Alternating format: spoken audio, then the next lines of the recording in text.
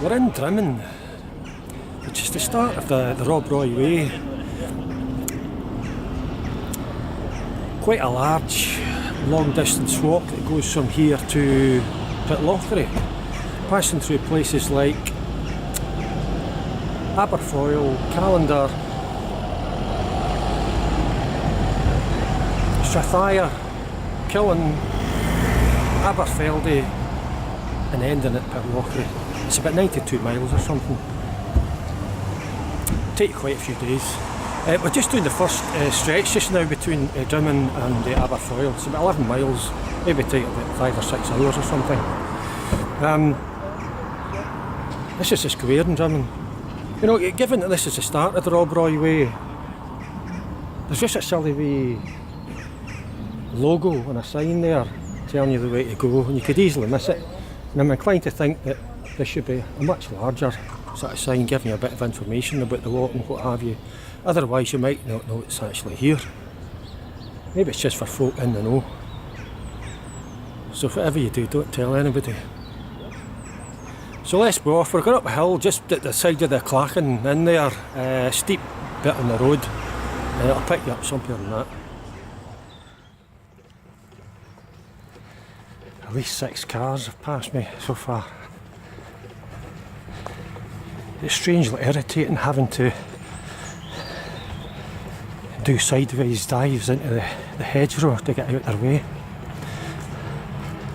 Actually, I'm being unfairly critical. But every time I do this road, I do find the cars annoying. Indeed, sometimes I find myself strangely standing my ground for as long as my bowels will allow before doing a little Olympic type dive into a thorn bush to get out the way. But that's just me. I'm sure there's folk who enjoy the cars. If you're one of those folk, send me details on a postcard.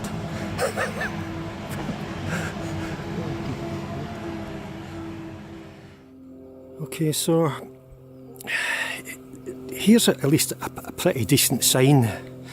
It's at this stage here, we've come about 1.5 miles up that steep narrow road, and this is where the West Highland Way sort of meets with the Rob Roy Way. If you were on the West Highland Way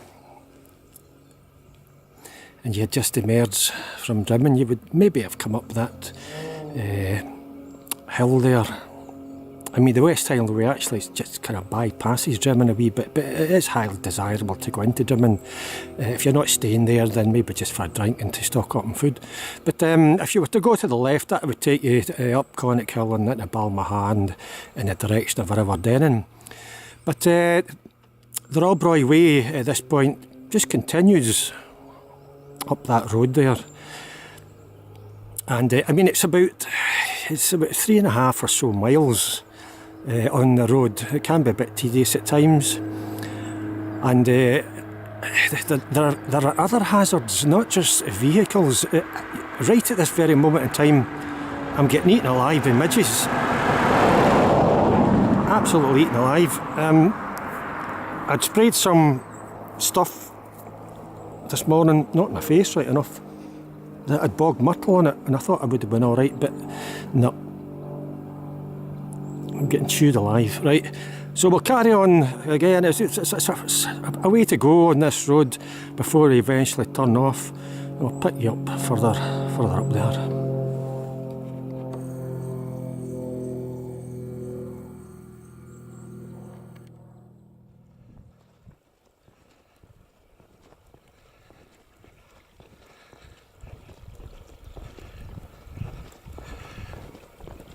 Oh, daisies.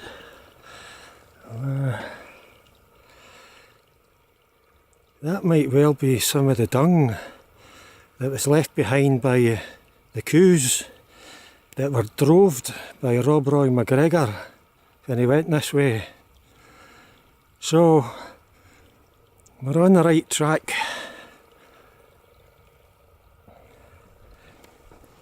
To be honest, I mean, I think, just as I had said when I did my opening spiel back in Drymen Square there, and when I was saying that there was very little to actually indicate that the Rob Roy Way began there.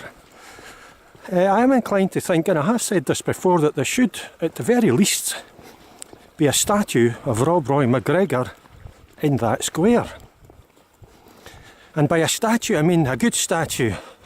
Not that thing that they've got in Stirling where there's a guy with long ape-like arms that purports to be Rob Roy MacGregor and bears no resemblance whatsoever to a human being, never mind Rob Roy MacGregor.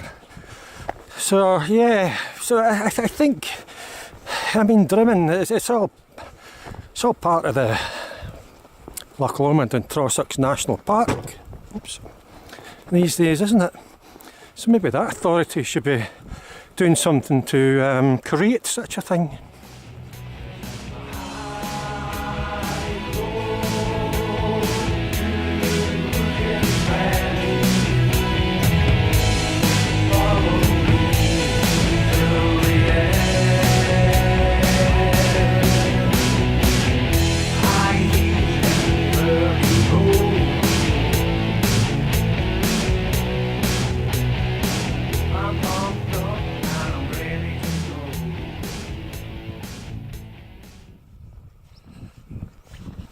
We just passed by some big islands there under power lines, and that's at that point it's probably the highest section of today's walk between Drymen and Aberfoyle. The moorland at its highest point is about 230 metres above sea level. And while it might feel like a bit of a slog getting up there, more so because, as I say, we're doing about 4 miles on the road at the outset before we turn off. But when you come up a wee bit like that, it does offer you some pretty wonderful views, and you can maybe see way ahead where you might be walking in the days to come if you were doing the whole of the Rob Roy Way.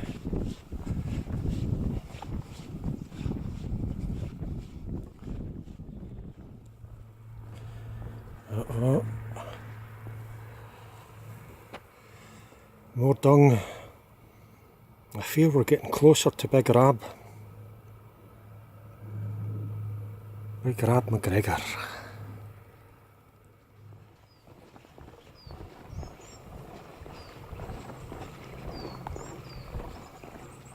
Aha!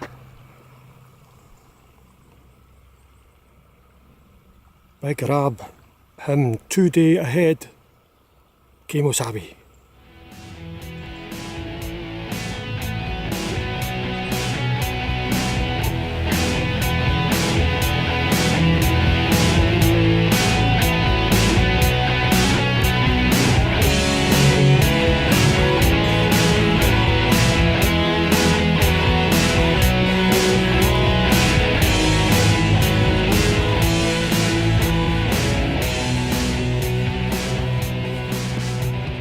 Us at the point where we turn off the road there. I mean, it was about 4.5 miles on road.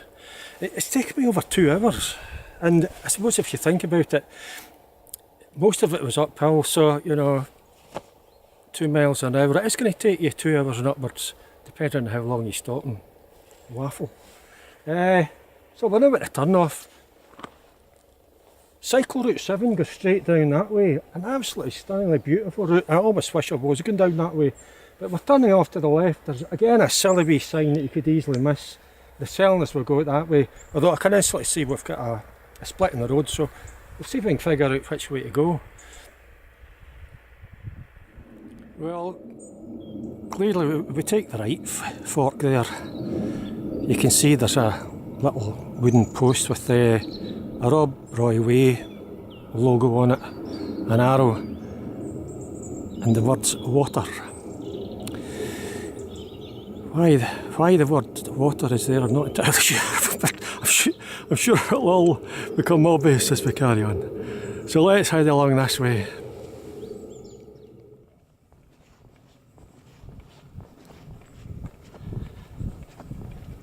Although we're now off the road, we're still on tarmac. Will this first day of the Rob Roy Way ever take us off tarmac? We'll see. When I was talking back there, I was perhaps being a little bit critical of the tiny little Rob Roy Way logo signs, and I think I was in fact being unfairly critical. I think my main thrust of the criticism probably derived from my major moan in Drymen, where I felt that certainly at the start of the Rob Roy Way there should have been something of more substance to tell folk who maybe didn't know that Drymen was indeed the start of the Rob Roy Way. And that's, I think, where all these moans have come from. As far as I mean, if you're lucky enough to get one of these wee logos en route, then that's always a good thing. And to be honest, I don't think I would want to see them any larger than that. It's not as if I'm campaigning for 6 foot wide neon signs with flashing lights saying, "This way." Although, for some folk, maybe that would be a good idea. But I think sometimes for me it's a good idea. But no, the wee logos are fine. Just as long as they're at places where you need them. But as I've said before, it is important to have maps with you and to know what to do with them. Maps aren't just sort of devices to practice your paper folding skills. They're full of information.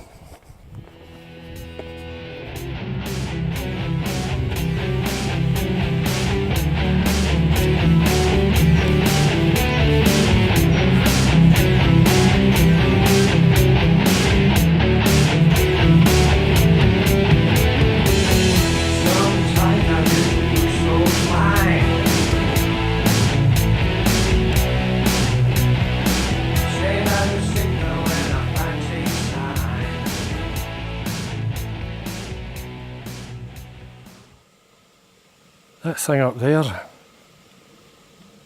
is perhaps one of the first signs on today's walk of what we're going to discover later on. And that's quite a significant part of the Lochcartron to Glasgow water supplier waterworks. Huge Victorian undertaking, utterly magnificent. Well, let's carry on. We seem to have hit large groups of folk on this walk. I'm not sure why. I'm sure there's a good reason for it.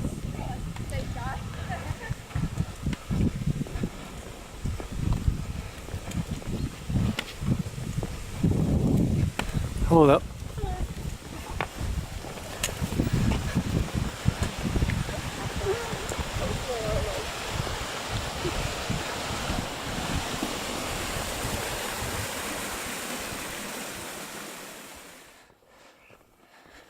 I've got all sorts of wooden posts cropping up with different colours on them. There's God knows what that means. I dare say it's some kind of walking route where you follow the blue colours or something, but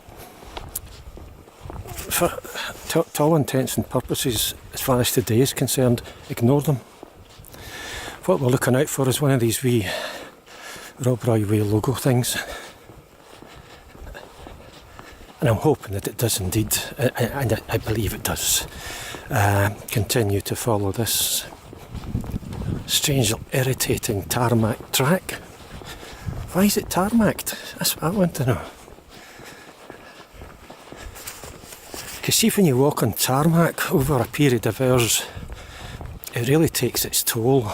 You feel it in your knees and your joints, especially when you're an old guy like me. Whereas a nice bit of grass or mud even, where it's soft underfoot, makes a heck of a difference to the wear and tear on your joints.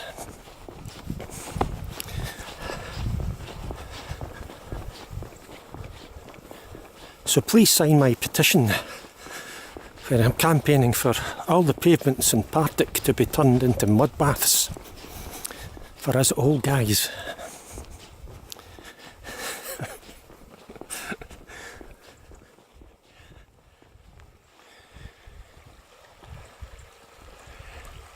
Here you start to get a hint of, or a further hint of some of the structures that form part of the water supply route between Lochcatron and Glasgow.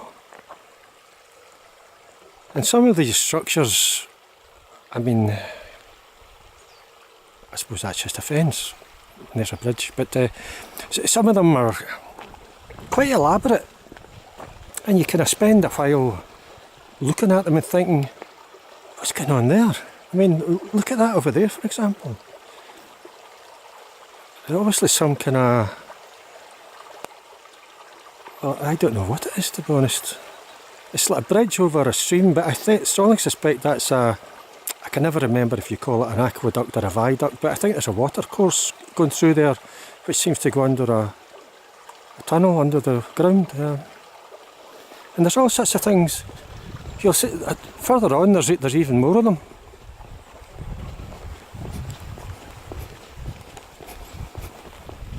Oh, here we go. Look, there's grass breaking through the tarmac. This, I have to tell you, is a good sign. You can't beat a wee bit of grass underfoot.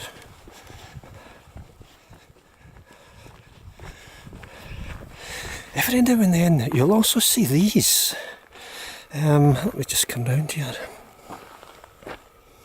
Like that. It almost looks like a grave marker. But I think it must mark something else to do with the waterworks. Maybe there's a big pipe under there or something. I don't know. That's the second one I've seen. I'm sure there'll be a few of them.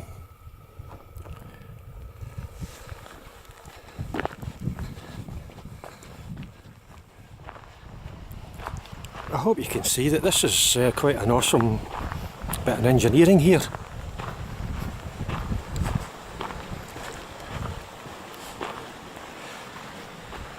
Not sure if you call them aqueducts or viaducts, or there's certainly ducts involved somewhere.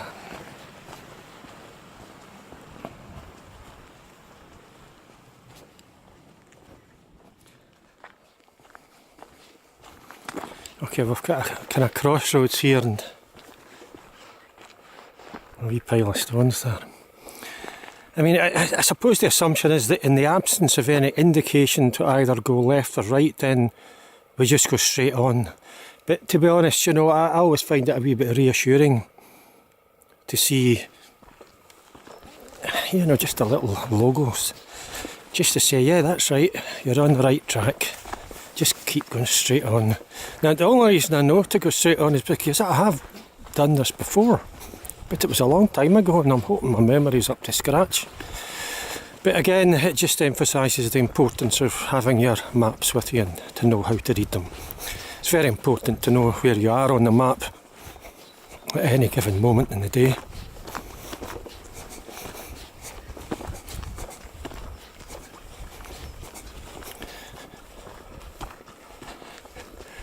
Now, if I remember right, this sort of winds this way and that, kind of like some kind of Z-shaped track.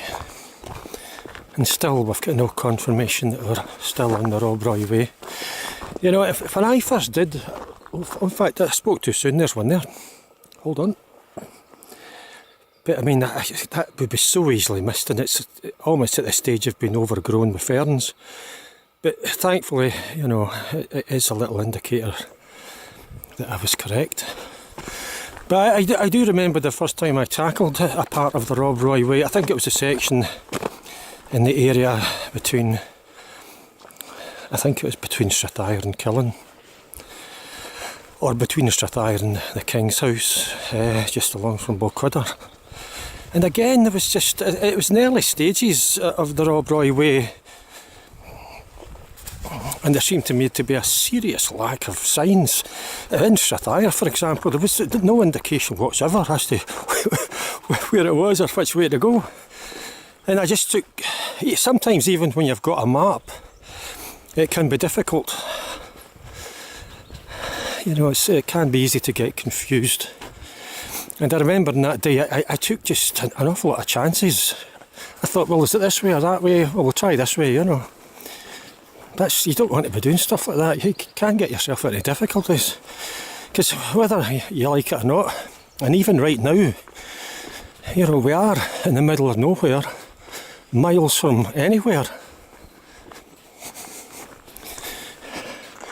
Of course, the only good thing about that is I can have a pee in peace without wondering about busloads of ramblers and what have you. But yeah, I mean, brush up your map reading skills and have maps with you. That's the lesson.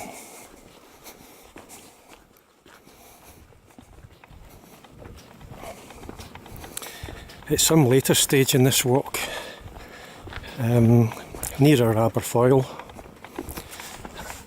I seem to remember there's some kind of sign pointing towards, I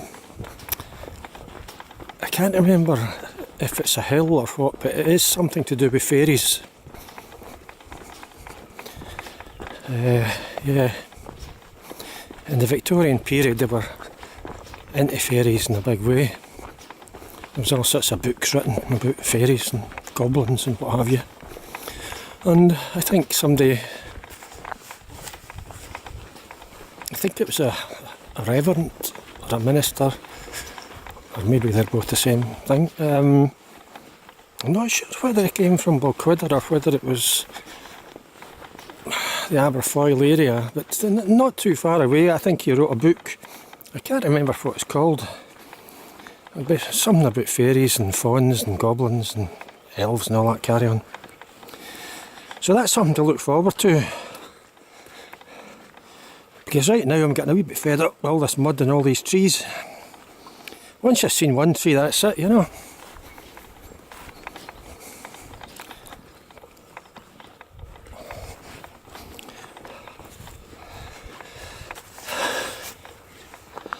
And also there's a bird making a strange noise on the left.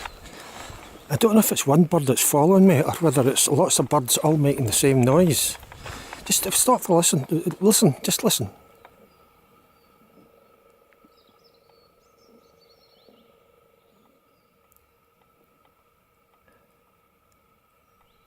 That was my stomach rumbling. It's decided it's staying stum. No, did you hear that? Oh, hold on. Right, tweet.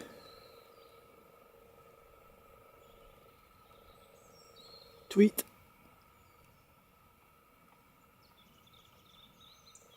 No, it's not saying in. Look, there it was. Did you hear it? That was quite close. Well, let's just stop and listen again. Maybe it just tweets when I'm walking. Right, tweet. Not a thing.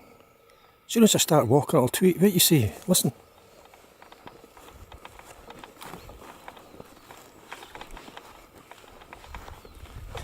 No, maybe I've got to be walking and talking. I'll try that. No. Oh, you hear it? I've been followed by a strange bird. Right.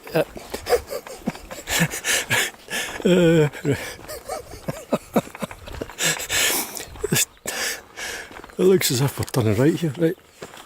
This is how my mind goes. See John Long, but that's one of the glorious things about a long distance walk. Your mind just heads off in some fantastical place that you would never dream of. So then you suddenly come to and think, well, what happened there? A couple of miles went by and I don't actually remember what happened. Other than being followed by a bird that tweeted. Oh, it's still there. The thing is, I don't know what that bird is. Somebody who's, a bird expert will instantly know what bird that is. It's just making one sort of. It's not even a tweet. It's like a kind of cross between a tweet and a honk. It sort of goes. Oh, no, it's not. It's not like that. Not sure if I can emulate it. No, it's not even like that. No. I'm sure there's birds in the hedgerow or in the forest at either side of this path are peeing themselves with laughter right now.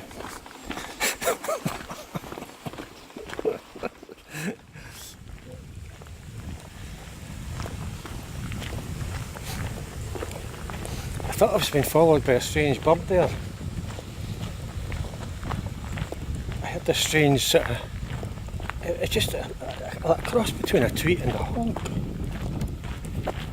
But after an in-depth investigation, I've discovered that it's actually it's the tripod in my rucksack. It's making noise. It doesn't make it all the time. In fact, it's not making it now. But I thought I was being followed by a strange bird, but I wasn't. I keep it close to losing it here.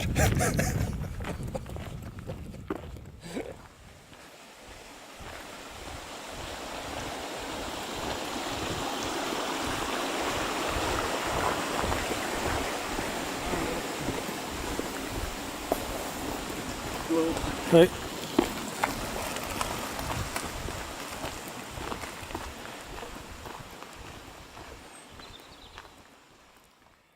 Well, we're back on tarmac here, so clearly a sign of civilization.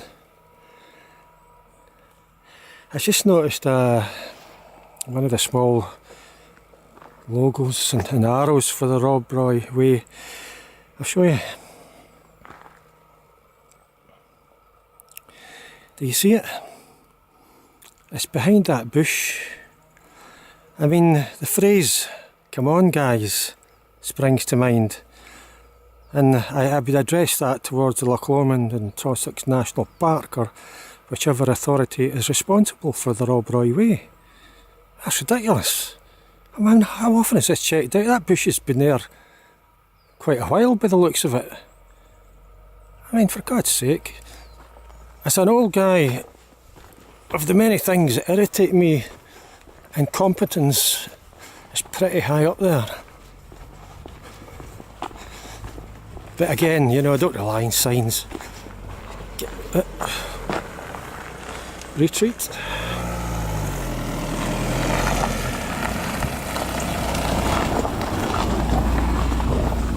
My God, right, okay. I nearly had a surprise splatter there. That's what happens when you're on tarmac. You get a surprise splatter. Right, anyway, I suspect we're getting near. I certainly hope we are, because I've got a sore foot. I suspect I can't walk just as far as I could in the old days. That's what happens when you get old.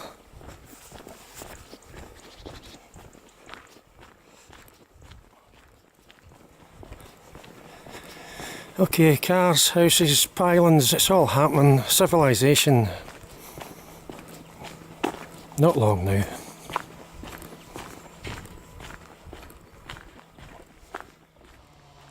We're going straight on, but there's a sign on the right. I'll show you. Remember how earlier on I was talking about fairies? As if I haven't edited that bit out. See, there's a sign. Doonhill Fairy Trail. Yeah. I've never been that way. That's something to maybe think about another day. You can't beat a good fairy.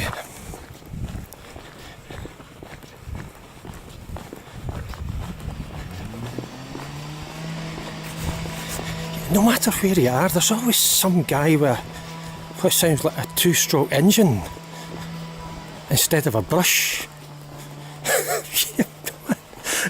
In the old days we sort of swept up leaves in a quiet, leisurely manner with bristles. Now we kind of attack them with what sounds like a spitfire. What's happened to the world? Oh, there's a thrush having a go at the berries. This is autumn, soon be winter. Stocking up in energy. What's all locked out here? Look. Fields and everything. We're just about to Aberfoyle. On the right here is the remains, well it's a graveyard, and I would guess it's the remains of an old church. Let's go in and have a look.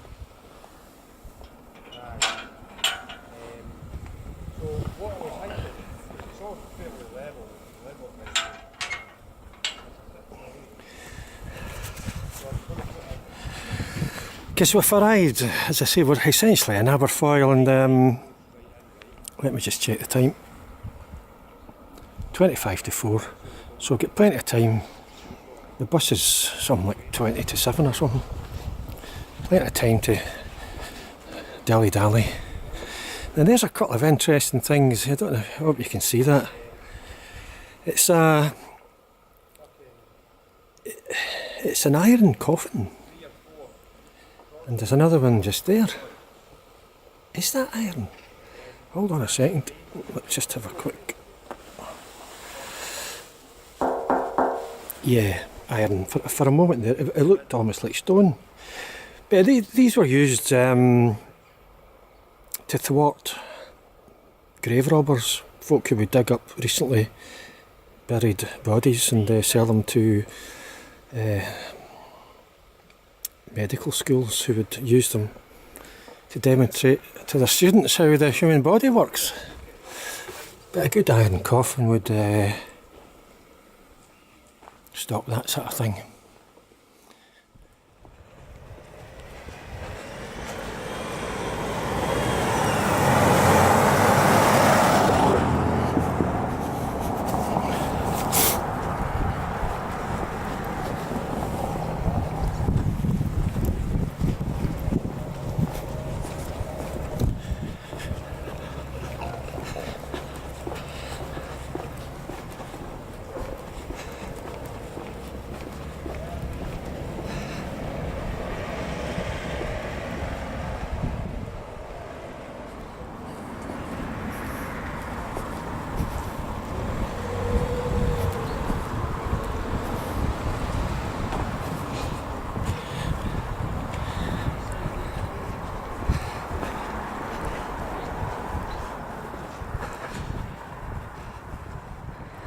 So it's us here. Aberfoyle's just a wee place. You find yourself wandering around, trying to figure out what to do with yourself. Anyway, I hope you enjoyed that. It's the first day, the Rob Roy way between Drymen and Aberfoyle. I hope you enjoyed it. I'll see you again.